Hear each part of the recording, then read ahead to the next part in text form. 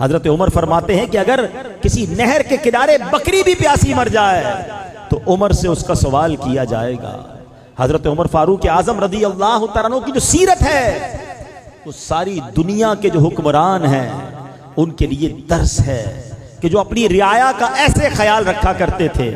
وہ بڑے بڑے محلات میں نہیں رہتے بلکہ جب کیسر و کسرا اور دنیا بھر کے بادشاہ آپ سے ملنے آتے تھے وہ چاہتے تھے ہم مسلمانوں کے اس حکمران سے ملیں جس نے آدھی دنیا فتح کر لی ہے، جس کے روب و دبدبے کا عالم بہت نرالا ہے۔ مگر جب حضرت عمر سے ملنے آتے سوچتے کسی محل میں جائیں گے جس کے باہر بہت بڑے بڑے چوکیدار دربان ہوں گے، گارڈز ہوں گے، پھر کسی بڑے کمرے میں ہمیں بٹھایا جائے گا، ایک تخت ہوگا جس پر امیر المومنین بیٹھے ہوں گے۔ مگر جب بیرون ملک سے وہ بادشاہ آتے تھے، وہ سربراہان مملکت آتے تھے تو حضرت عمر کبھی انہیں خاک پر لیٹے ہوئے نظر آتے تھے۔ لوگوں نے کہا کہ امیر المومنین کہاں ہیں؟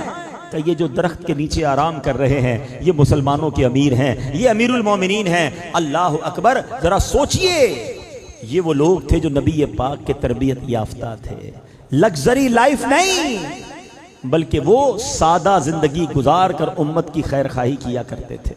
آپ کو فاروق اعظم کہا جاتا ہے۔ فاروق پتہ ہے کس کو کہتے ہیں؟ فرق ڈالنے والے کو، ڈفرینشیٹ کر دینے والے کو۔ جب سے آپ ایمان لائے مسلمانوں حق اور باطل کے درمیان ایسا فرق ڈال دیا اور مسلمانوں کو ایسا غلبہ نصیب ہوا کہ آپ کا نام جو ہے وہ فاروق اعظم پڑ گیا۔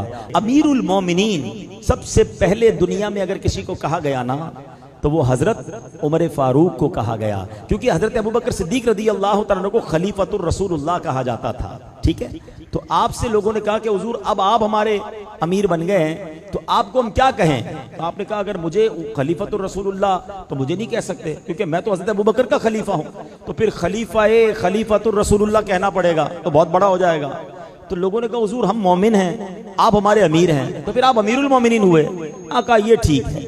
تو سب سے پہلے امیر المومنین جن کو کہا گیا وہ فاروق اعظم رضی اللہ تعالیٰ عنہ ہیں۔